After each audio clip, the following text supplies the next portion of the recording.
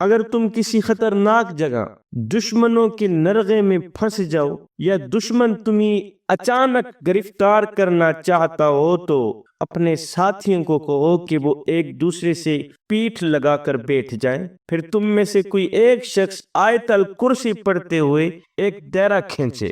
آیت الکرسی تو آپ کو آتی ہی ہوگی کہ اللہ لا الہ الا هو الحی القیوم لا تأخذہ سنۃ ولا نوم لہ ما فی السماوات وما فی الارض من ذا الذی یشفع عندہ الا باذنہ یعلم ما بین ایدیہم وما خلفهم ولا يحيطون بشيء من علمه الا بما شاء وسع کرسیہ السماوات والارض ولا يؤوده حفظهما وهو العلی العظیم۔ یہ پڑھتے ہوئے ایک دائرہ کھینچے، پھر وہ دائرہ کھینچنے والا شخص بھی اندر لوگوں سے پیٹھ لگا کر بیٹھ جائے، اور اب تمام حضرات جو اس دائرے کے اندر بیٹھے ہوں وہ 7 مرتبہ الحمدللہ پڑھیں۔ الحمدللہ رب العالمین الرحمن الرحیم مالک یوم الدین ایاک نعبد و ایاک نستعین اہدنا الصراط المستقیم صراط الذین انعمت علیہم غیر المغضوب علیہم ولا الضالین۔ یہ پڑھنے کے بعد اب دائرہ کے تمام لوگ اور دائرہ کھینچنے والا بھی بالکل خاموش ہو جائیں، آپس میں بات چیت بھی نہ کریں۔ انشاءاللہ تعالی تم لوگوں کو کوئی بھی نہ دیکھ سکے گا، دیکھ بھی نہیں سکے گا اور پہچان بھی نہیں سکے گا یہ کون بیٹھے ہیں۔ حضرت خواجہ نظام الدین اولیاء رحمۃ اللہ علیہ فرماتے ہیں کہ مشکل حل کرنے کا یہ ایک مجرب عمل ہے۔ اللہ اکبر۔ پھر فرمایا جس لڑکی کا نکاح نہ ہو رہا ہو، وہ پریشان ہو تو وہ 21 بار سورۃ الفاتحہ پڑھے، انشاءاللہ تعالی کسی صالح مرد سے جلد از جلد نکاح ہو جائے گا، جلد از جلد شادی ہو جائے گی۔ بزرگوں نے فرمایا ہے کہ فجر کی سنتوں اور فرض کے درمیان 21 مرتبہ سورۃ الفاتحہ پڑھ کر اگر کسی مریض پر دم کیا جائے تو اللہ تعالیٰ مریض کو شفا دیتا ہے۔ آپ بھی رزق کے لیے پریشان ہیں، تمہیں کیا لگتا ہے کہ رزق بانٹنے والے فرشتے تم سے روٹ چکے ہیں؟ اللہ کریم فرماتا ہے وَمَا مِن دَابَّةٍ فِي الْأَرْضِ، فرمایا زمین پر کوئی ایسا نہیں جو چلتا ہو الا علی اللہ رزقھا، جس کا رزق اللہ نے اپنے ذمے نہ لیا ہو۔ زمین پر کوئی بھی ایسا چلنے والا نہیں جس کے رزق کی ذمہ داری رب نے نہ لی ہو۔ یہ اللہ نے ہماری عقل کے مطابق ہم سے بات، اس آیت کے اندر اللہ نے ہماری عقل کے مطابق ہم سے بات، ورنہ آسمانوں میں جتنی بھی مخلوقات ہیں رزق ان کا بھی اللہ کے ذمے ہی ہے۔ یہاں پر جو الارض کی بات آئی ہے یہ صرف ہمیں سمجھانے کے لیے کہ تم نے تو صرف زمین کی دنیا دیکھی ہے نا، تو جن جن کو تم نے دیکھا ہے وہ سب اللہ کا دیا ہوا ہی کھاتے ہیں۔ میرے رسول کریم صلی اللہ علیہ وسلم جب قرآن کی ترجمانی کرتے، جب وضاحت کرتے تو کوئی بھی اشکال رہنے نہیں دیتے تھے۔ میرے رسول کریم صلی اللہ علیہ وسلم فرماتے ہیں اللہ پر بھروسہ رکھ کے صبح سویرے نکل جانا رزق کی تلاش، اللہ پر توکل کر کے صبح سویرے رزق کی تلاشی کے لیے نکل جانا۔ نکلنا ضروری ہے، نکلنا تمہارے ذمے ہے، یہ نہ کہنا کہ یہیں بیٹھوں گا غیب سے رزق آ جائے گا میں کھا لوں گا۔ تم اپنی ذمہ داری پوری کرو، میرا رب اپنی ذمہ داری پوری کرے۔ یا رسول اللہ پھر یہ رزق کس طرح ہم تک پہنچے گا؟ اللہ کے رسول کے ان لفظوں کا حسن بھی دیکھیں۔ جب کسی نے پوچھا نا یا رسول اللہ پھر یہ رزق کس طرح ہم تک پہنچے گا، تو اللہ کے رسول نے فرمایا جس طرح موت تمہیں ڈھونڈ لیتی ہے کہ تم کہاں ہو، جب موت کا وقت آتا ہے تب انسان کہیں بھی ہو، مکہ میں ہو مدینے میں ہو، وقت آ جاتا ہے، دنیا کے کسی بھی کونے پر ہو، موت کا وقت ہر حال میں وہاں پہنچتا ہے۔ فرمایا جس طرح تم جہاں بھی ہو تمہارا پیچھا کرتے ہوئے موت تم تک پہنچ جاتی ہے، اس طرح تمہارا رزق بھی تم جہاں ہوتے ہو اللہ وہیں پہنچا دیتا ہے۔ کسی شخص نے ایک تنگ سی گلی میں دکان لگائی ہوئی تھی، وہاں لوگوں کی آمد و رفت نہیں تھی، تو کسی نے پوچھ ہی لیا تو نے اس تنگ گلی کے اندر دکان لگا رکھی ہے، یہ بتا کہ خرید و فروخت کون کرنے آتا ہے؟ یہاں تو کوئی آتا جاتا نظر ہی نہیں آتا، لوگوں کی آمد و رفت نہیں ہے، تنگ سی گلی کے اندر تو نے دکان لگا رکھی ہے، رزق کہاں سے آتا ہے؟ رزق کہاں سے آتا ہے؟ تو اس دکاندار نے کہا اگر روح نکالنے والا فرشتہ اسرائیل یہاں پہنچ سکتا ہے تو کیا رزق بانٹنے والا فرشتہ یہاں نہیں پہنچ سکتا؟ اگر روح نکالنے والا فرشتہ یہاں پہنچ سکتا ہے تو پھر رزق بانٹنے والا، رزق دینے والا فرشتہ بھی یہاں پہنچ سکتا ہے، مجھے رزق دے سکتا ہے۔ فرمائے صبح سویرے اللہ کا نام لے کر چرند پرند یہ تمام مخلوقات رزق کے لیے نکل جاتی، اور شام کو جب لوٹتی ہے تو اللہ تعالیٰ انہیں پیٹ بھر کے روزی عطا کرتا۔ حالانکہ ان کو نہیں پتا ہوتا کہ ہمارا کارخانہ کہاں ہے، ہم نے کہاں جا کے مزدوری کرنی، ان کو نہیں پتا ہوتا کہ ہمارا دفتر کہاں ہے اور ہم نے کس آفس میں بیٹھنا ہے، ان کو نہیں پتا ہوتا کہ ہم نے کہاں جا کے مال خریدنا ہے اور کہاں جا کے بیٹھنا، کہاں بیٹھ کے اس مال کو بیچنا ہے، انہیں کچھ بھی خبر نہیں ہوتی، بس اللہ پر بھروسہ کر کے نکل جاتے ہیں۔ انہیں تو بس اتنا ہی پتا ہوتا ہے، انہیں بس اتنا ہی بتایا جاتا ہے کہ جو اللہ پر بھروسہ کرتا ہے وہ کبھی بھوکا نہیں مرتا۔ سمجھنے کی بات ہے کہ اگر ایک پرندہ اللہ پر بھروسہ کر کے نکلے، اللہ تعالیٰ اسی کا پیٹ خالی نہیں رکھتا، پھر وہ انسان جو اشرف المخلوقات ہے، جس سے اللہ 70 ماؤں سے بڑھ کے محبت کرتا ہے، اس کا دامن کیسے خالی رکھے گا؟ اس انسان کا پیٹ اللہ تعالیٰ کیسے خالی رکھے گا؟ اللہ کے رسول نے فرمایا اللہ پر بھروسہ رکھ کے صبح سویرے روزی کی تلاش کے لیے نکل جاؤ، جو رب پرندوں کو روزی عطا کرتا ہے وہ تمہیں بھی عطا کرے۔ فرمایا جو خدا رات کو درختوں کی ٹہنیوں پر بیٹھے پرندوں کو نیند میں گرنے نہیں دیتا، وہ تجھے اور مجھے کیسے بے یار و مددگار چھوڑ سکے؟ اس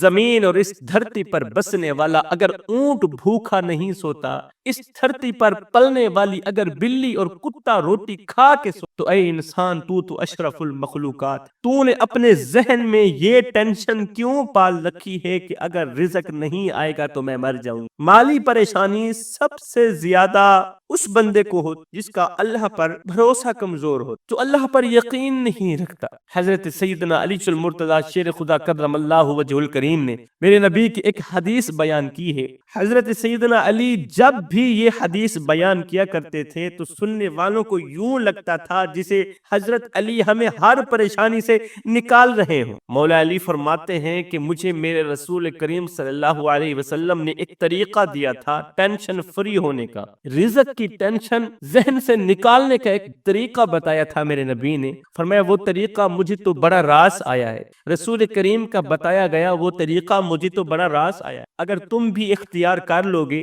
تو تمہیں بھی بڑا راس آئے گا، بڑا فائدہ دے گا۔ فرمایا ایک دن میرے محبوب صلی اللہ علیہ وسلم نے فرمایا تھا لوگو تم اللہ کے دیے گئے تھوڑے رزق پہ راضی ہو، وہ تمہاری تھوڑی عبادت پہ راضی، تم اللہ کے دیے ہوئے تھوڑے رزق پہ راضی ہو، وہ تمہاری تھوڑی عبادت پر تم سے راضی ہو، پھر تم 2 نفل بھی پڑھو گے اللہ تم سے راضی ہو جائے گا، صبح سویرے اٹھ کر صرف قرآن کی زیارت بھی کر لو گے وہ تم سے راضی ہو جائے گا۔ ٹینشن اس بات کی ہے کہ ہم اس کے دیے گئے تھوڑے رزق پر راضی نہیں، اس کے دیے گئے تھوڑے رزق پر راضی نہیں، اس لیے تو ہم ہر وقت پریشان رہتے ہیں۔ شہر بغداد میں ایک شخص کا انتقال ہوا، اس کا چھوٹا سا بیٹا تھا، باپ کے مرنے کے بعد ماں اپنے یتیم بچے کو دھوبی کی دکان پر لے گئی، کہا میرے بچے کو دھوبیوں والا کام سکھا دو تاکہ یہ بڑا ہو کر کچھ کما سکے۔ دھوبی نے کہا ٹھیک ہے، اگلے دن بھیج۔ اگلے دن ماں نے بچے کو تیار کر کے دھوبی کی دکان پر بھیجا، بچہ جا ہی رہا تھا کہ گلیوں سے گزرتے ہوئے اس کی نظر ایک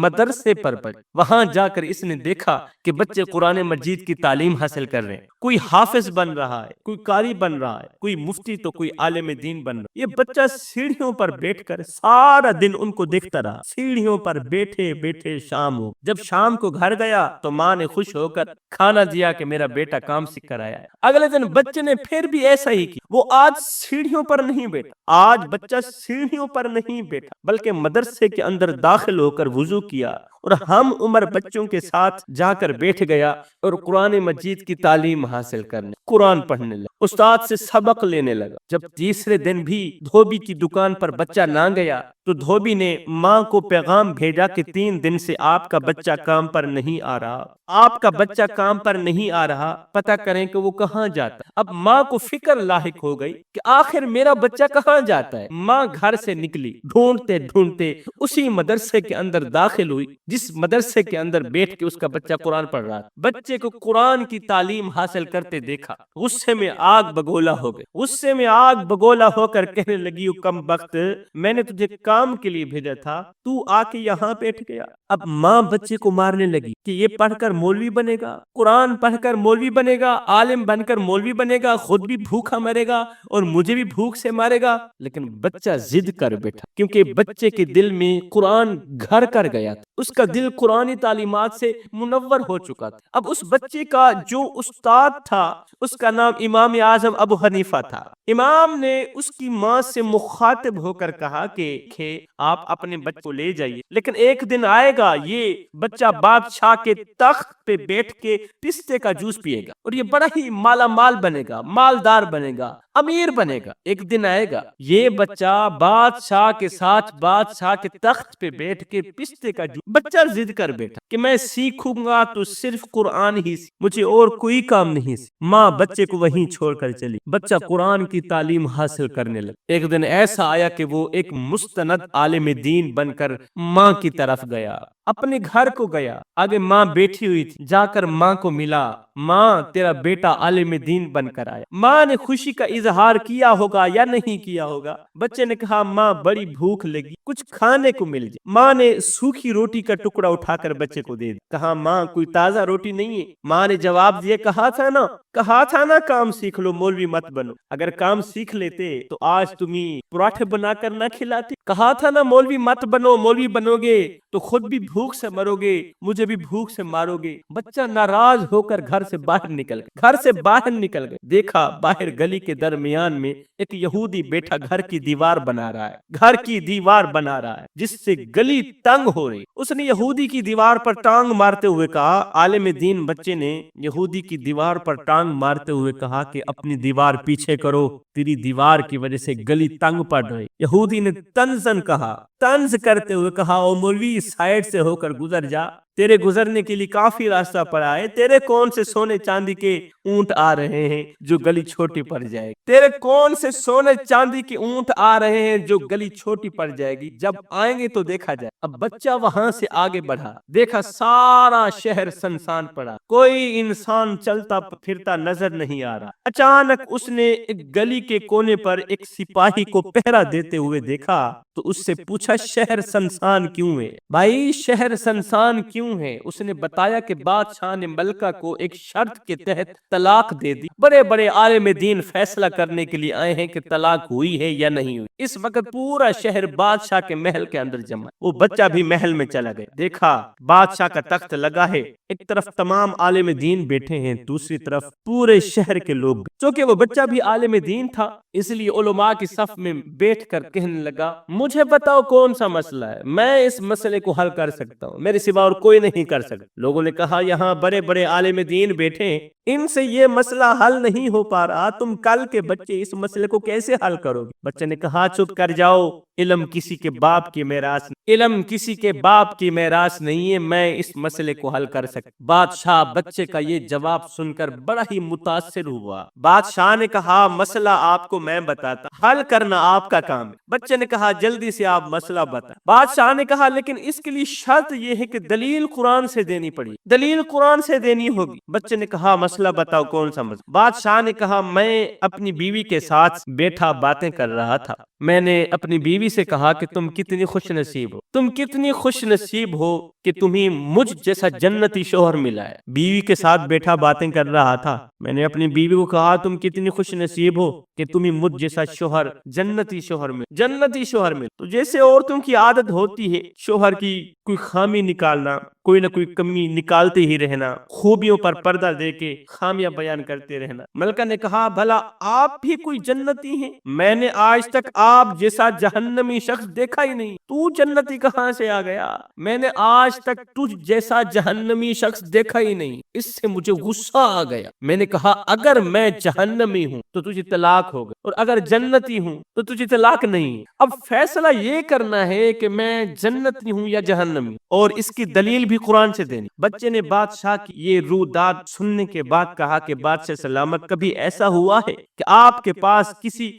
غریب اور امیر کا فیصلہ آیا ہو، امیر کی طرف سے سفارش ہونے کے باوجود بھی آپ نے اللہ کے ڈر سے وہ فیصلہ غریب کے حق میں کر دی۔ کبھی ایسا ہوا ہو کہ آپ کے پاس کسی غریب اور امیر دونوں کا فیصلہ آیا ہو، امیر کی طرف سے بڑے بڑے لوگوں کی سفارش ہونے کے باوجود بھی آپ نے وہ فیصلہ حق پر کیا ہو، اللہ سے ڈرتے ہوئے وہ فیصلہ غریب کے حق میں کر دیا ہو، کبھی ایسا ہوا؟ بادشاہ نے جواب دیا ایسا تو کئی بار ہوا ہے کہ امیر اور غریب کے فیصلے میں میں نے اللہ کے ڈر کی وجہ سے، خوف کی وجہ سے وہ فیصلہ غریب کے حق میں کر دی، فیصلہ حق پر کیا، غریب کے حق میں کر دی۔ بچے نے کہا پھر تو آپ جنتی ہیں اور طلاق بھی نہیں ہوئی۔ بادشاہ نے کہا اس کی دلیل قرآن سے دینی۔ بچے نے قرآن کی ایک آیت سنائی، کہا وَلِمَنْ خَافَ مَقَامَ رَبِّهِ جَنَّتَانِ، اللہ فرماتا ہے نماز پڑھو ایک جنت دوں گا، لیکن جو مجھ سے ڈر جائے گا اس شخص کے لیے دو جنتیں۔ نماز پڑھو ایک جنت دوں گا، روزہ رکھو ایک جنت، حج کرو ایک جنت،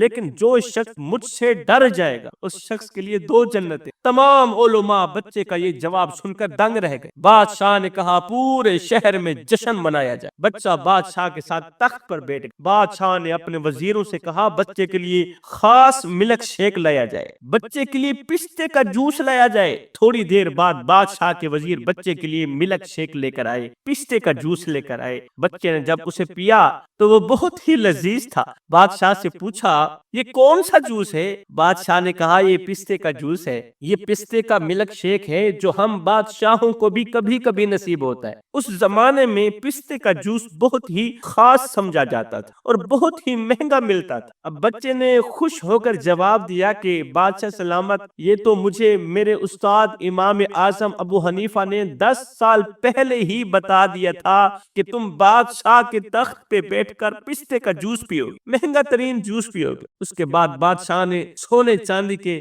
لدے ہوئے اونٹ اور زرد پلاؤ کی دیگیں دے کر بچے کو رخصت۔ بچہ وہ اونٹ لے کر، مال سے لدے ہوئے اونٹ لے کر گھر گیا۔ دیکھا کہ یہودی ابھی بھی وہاں بیٹھا دیوار بنا رہا، اس کی دیوار پر ٹانگ مارتے ہوئے کہا اپنی دیوار ہٹاؤ یہاں سے، وہ دیکھو میرے سونے چاندی کے اونٹ آ رہے ہیں، سونے چاندی کے اونٹ آ رہے۔ اس کے بعد گھر گیا، ماں کو کہا ماں وہ دیکھ سونے چاندی کے اونٹ بھی آ رہے ہیں اور زرد پلاؤ کی دیگیں بھی آ رہے ہیں، اب تو ان کو محفوظ کرنے کا انتظام کر۔ ماں نے جب اتنی دولت اور اتنا مال دیکھا تو حیران ہو کر پوچھنے لگی بیٹا یہ سب کچھ کہاں سے آیا ہے؟ بیٹا اتنا مال کہاں سے آیا ہے؟ کہا ماں ابھی تو قرآن کی صرف ایک چھوٹی سی آیت پڑھی تھی، اللہ نے اتنا مالا مال کر دیا، اتنا مالا مال کیا کہ رکھنے کے لیے جگہ نہیں ہے۔ سوچ اگر پورا قرآن پڑھتا تو کتنا اجر ملتا۔ کیا آپ لوگ جانتے ہیں کہ وہ بچہ کون تھا؟ یہ وہی بچہ تھا جسے دنیا آج بھی امام یوسف کے نام سے جانتی۔ اللہ اکبر۔ خدا را جوانو، فحاشی چھوڑو، قرآن سیکھو، قرآن سیکھو بھی صحیح اور سکھاؤ بھی صحیح۔ رسول کریم صلی اللہ علیہ وسلم سے پوچھا گیا یا رسول اللہ دنیا میں بہترین سا انسان کون ہے؟ فرمایا جو قرآن خود بھی پڑھتا ہے اور دوسروں کو بھی پڑھاتا ہے۔ اگر تم مال کے لیے پریشان ہو، رزق کے لیے پریشان ہو، حلال رزق کے لیے پریشان ہو تو فرمایا صبح سویرے اٹھ کر اپنے گھر کے اندر سورہ یاسین پڑھا کرو۔ سورہ یاسین ایک ایسا وظیفہ اور ایسی سورت ہے جس گھر میں پڑھی جائے رحمت کے فرشتوں کا رخ بھی اسی گھر کی طرف ہو جائے، رزق بانٹنے والے فرشتوں کا رخ اسی گھر کی طرف ہو جائے۔ گھر میں سورہ یاسین پڑھا کرو، تم اس قدر مالا مال بن جاؤ گے پھر کبھی غریب نہیں۔